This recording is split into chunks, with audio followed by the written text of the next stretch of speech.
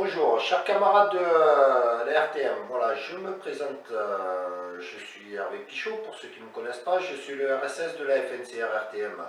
Voilà, donc j'ai pensé faire une vidéo pour un peu innover dans le domaine syndical qui bien souvent on communique avec vous que par papier, communiquer, enfin bon, on a du mal à savoir ce qui se passe un peu dans l'entreprise. Donc voilà, donc déjà, nous, le syndicat FNCR, il a été relancé en 2009 suite à une demande des agents de conduite, hein, et on a fait circuler une pétition dans laquelle bon, on a demandé à pas mal de chauffeurs de s'engager pour voir si c'était nécessaire de relancer le syndicat FNCR. Donc suite à ça, on s'est aperçu qu'il y avait une forte demande des agents de conduite pour relancer le syndicat FNCR.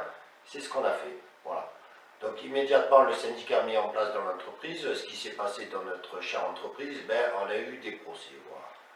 C'est normal, certains syndicats ont eu peur de la vérité, certaines choses, donc ils nous ont mis un procès, donc, afin qu'ils gardent peut-être le monopole du syndicalisme dans la RTM. Enfin bref, bon, tout ça c'est des petits mots, des petites choses qui se passent chez nous, mais il ne faut pas perdre de vue le pourquoi nous on est là, c'est en fait uniquement pour relever en fait, la situation des agents de conduite, qui d'année en année, on le voit sur les NAO, sont calamiteuses. Voilà.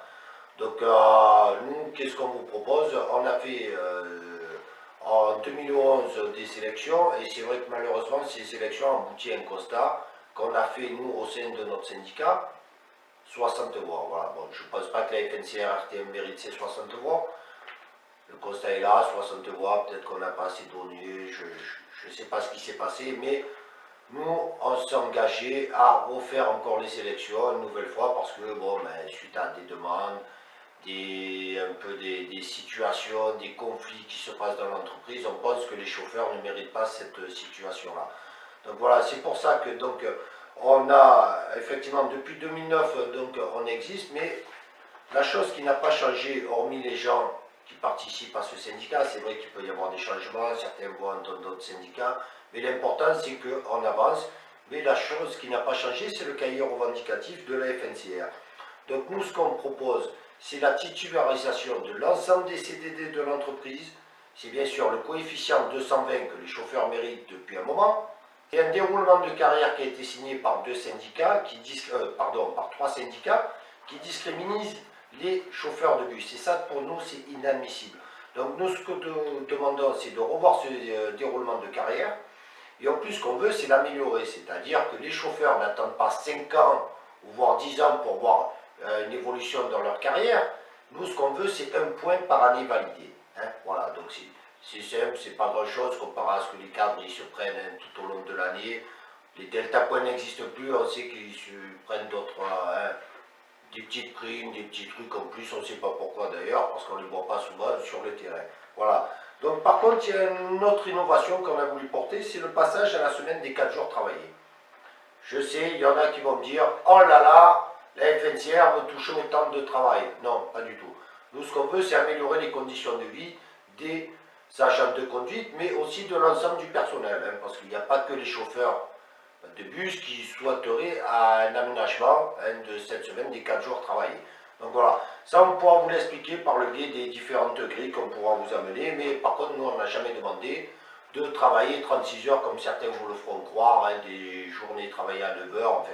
On vous l'amènera sur d'autres vidéos certainement. Voilà, donc nous c'est la semaine des 4 jours, ce qui vous ferait gagner quand même 52 jours par an. Hein. Après voir si on peut récupérer les RTT, ce qui ne serait pas négligeable non plus. Voilà.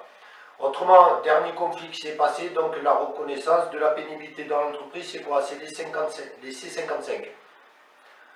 Ils sont devant actuellement, nous ce qu'on souhaiterait, c'est que si on pouvait les avoir avant, ça serait encore mieux, et si on pouvait en avoir plus, ça serait mérité. Hein, voilà, donc de ce côté-là, je pense qu'on est tous d'accord. Après, une autre chose, la prime de présentéisme, ça fait un moment qu'on en parle, on dit oui, ça serait bien, ça n'arrive jamais. Hein, actuellement, elle est à peu près de 75 €. Ce qui est misérable pour un agent qui fait des efforts, hein, surtout pour les chauffeurs de bus, qui eux ont le maintien de 1 jour et demi hein, en cas d'arrêt de travail, donc je souhaiterais que cette prime soit revalorisée à hauteur de 500 €. Après la création d'une journée d'itinérance, c'est vrai que nous on a constaté, on se dit, il n'y a pas que des Corses, des Italiens. ben, on demande pour d'autres personnes qui sont d'autres origines. Voilà. Et un truc qui nous a paru important aussi, c'est l'ouverture des 3 jours. Enfants malades. C'est vrai que on s'aperçoit que nous, bon, il y a un accord qui date d'il y a plus de 20 ans, d'ailleurs que la FNCR l'avait signé, où bon, on nous donne 5 jours, mais bon, c'est pris sur notre compte. Donc on nous les donne, bon, on ne nous punit pas si vous voulez. Nous, ce qu'on veut, c'est vraiment les 3 jours d'enfants malades. C'est-à-dire que, bon, comme ça se passe dans la fonction publique. Après, il y a un autre sujet, la cotisation mutuelle. Bon, qu'est-ce que c'est la cotisation mutuelle? Tout le monde le connaît. Mais nous, ce qu'on voudrait, c'est qu'elle soit vraiment solidaire, comme la proposent certains syndicats, mutuelle solidaire, mais solidaire en fonction du salaire. Donc, c'est-à-dire que nos chers cadres qu'on aime bien, qui nous font évoluer dans l'entreprise, ben, cotisent à hauteur de leur salaire. C'est-à-dire que s'ils gagnent 3 fois plus que nous, ben, ils cotisent 3 fois plus que nous. C'est comme ça. L'équité pour tout le monde. Voilà. Donc écoutez, ben, ça c'est pour le premier chapitre, le cahier revendicatif. Donc ben, le deuxième chapitre, je souhaiterais qu'on aborde le sujet, un grand sujet, le CE RTM, un CE pour tous. Voilà, merci. Chers collègues, ben, écoutez, donc j'espère que vous aurez écouté le chapitre 1. Maintenant, ben, je vais vous présenter un peu le projet du CE que la FNCR elle a mis en place. Et bon, que c'est pas la première année qu'on revendique ce projet, mais bon, voilà. Donc au niveau du projet CE, donc nous, ce que nous souhaitons, c'est mettre un volet social avec la fin des commissions vacances, c'est-à-dire ben, fini les longues queues pour aller prendre des voyages dans les Caraïbes, tout ça. Bon, ben ça avec nous, ça sera fini. Il y aura une participation du CE, chacun y choisirait à peu près sa destination. Moi, je pense que c'est pas au CE à choisir là où vous allez partir en vacances, c'est à vous, vous êtes assez grand. Voilà. Sans compter que bon, il y a tout le temps des histoires entre les catalogues qu'on reçoit après les dates, tout ça, donc avec nous, c'est fini de ce côté-là. Donc voilà, c'est-à-dire une mise en place d'un compteur individuel par agent, donc on va se baser sur les derniers chiffres que j'ai eu, parce que pour avoir les comptes du CE, j'ai un peu du mal à les obtenir, donc au niveau d'il y a 3-4 ans, il me semble que c'était d'un montant de 2 100 000 euros. Donc ce qui équivaut à peu près entre 700 à 800 euros par agent. Bon, d'autres vous diront, mais non, c'est pour les œuvres caritatives. Enfin, moi, mes œuvres caritatives, c'est les agents de RTM, c'est-à-dire que je souhaite que tout le monde récupère sa part du CE. Voilà. Donc nous, au niveau de ça, donc mise en place d'un compteur individuel, c'est-à-dire avec la mise en place chèque vacances, chèque cadeau, chèque CESU. Enfin, l'intérêt, c'est quoi? C'est que chacun retrouve ses petits, et surtout l'arrêt de quoi? Du clientélisme, qui est ben, chez nous monnaie courante. Tout le monde a pu le constater. Bon, c'est sûr qu'il y en a, ils sont contents et d'autres non. Bon, les contents, il faut se demander à quel syndicat ils font partie, peut-être, je ne sais pas. Voilà. Enfin, par contre, nous maintiendrons les colonies de vacances, bon, en y augmentant les places, parce que bon, il peut y avoir des problèmes, et nous créerons aussi un budget solidarité conséquent pour aider les plus fragiles impactés par la crise. Le logement, on a vu, ça augmente. On a tous eu autour de nous des collègues qui étaient emmerdés pour le logement.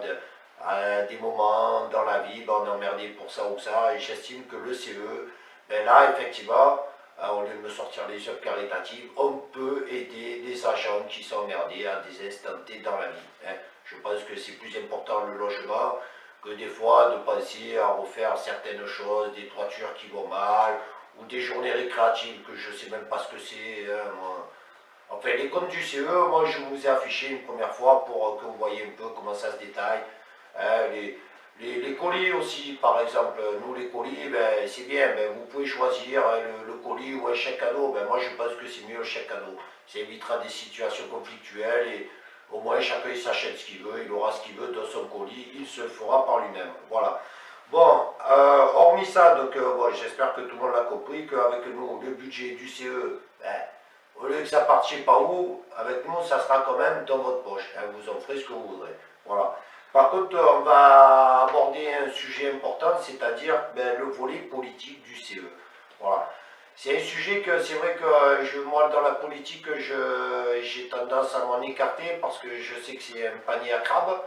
Mais c'est vrai que la politique dans l'entreprise, ben, ça a sa petite importance. On a vu dernièrement avec les élections ce qui s'est passé, et surtout au niveau des projets des grandes métropoles.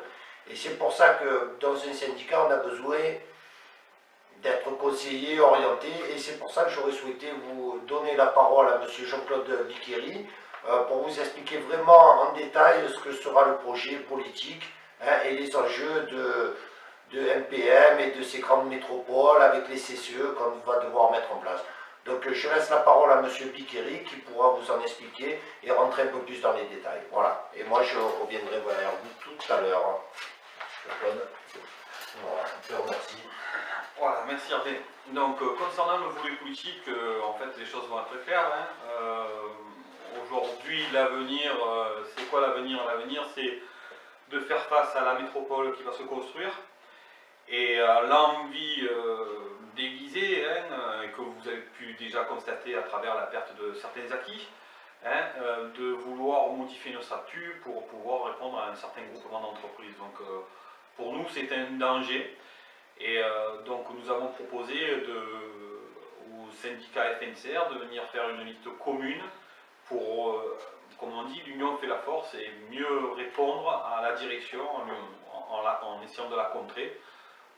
Donc la FNCR a répondu favorablement à cette demande, parce qu'il me semble que naturellement, face à des dossiers aussi lourds, on ne peut pas se permettre de continuer dans la division. Tant plus que la division, seul gagnant là-dedans, ce n'est pas le salarié, c'est la direction. Et nous l'avons vu, que toutes ces guerres syndicales, par le passé, des guerres fratricides, parce que rappelons que le syndicalisme à la base, c'est une association de salariés dans le but de défendre le salarié. Donc aujourd'hui, l'ouverture est faite et la FNCR a su saisir, à travers le projet politique, de venir renforcer un front syndical. Et justement, je vous appelle, vous adhérents, sympathisants de la FNCR, à réfléchir, à venir dans ce front syndical pour parler de rassemblement, car c'est dans le rassemblement qu'on pourra le mieux défendre l'intérêt du salarié, je le répète, et au-delà de défendre l'intérêt du salarié, de permettre aussi d'acquérir de certains droits. Il ne faut pas simplement s'en limiter à simplement de défendre nos acquis, mais simplement d'aller chercher de droits nouveaux. Donc, seul le rassemblement et d'éviter de continuer, je maintiens, ces guerres inutiles qui ne servent que les intérêts personnels de certains au détriment de l'intérêt général.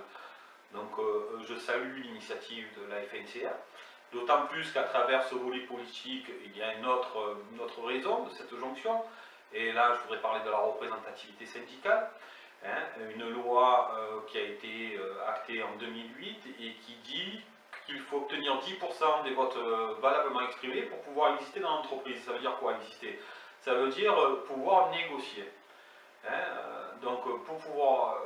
on a compris que par le passé, en étant ancien leader, on ne peut pas se permettre de diluer ces voix et de les offrir finalement au patron, parce que si demain la FNCR dégage 6%, ces 6% n'existeront pas, et ni pour construire, ni pour s'opposer. Donc automatiquement, cette réflexion, c'est le rassemblement. C'est de pouvoir trouver des alliés et de se renforcer face à une direction qu'on dira de combat à l'heure actuelle.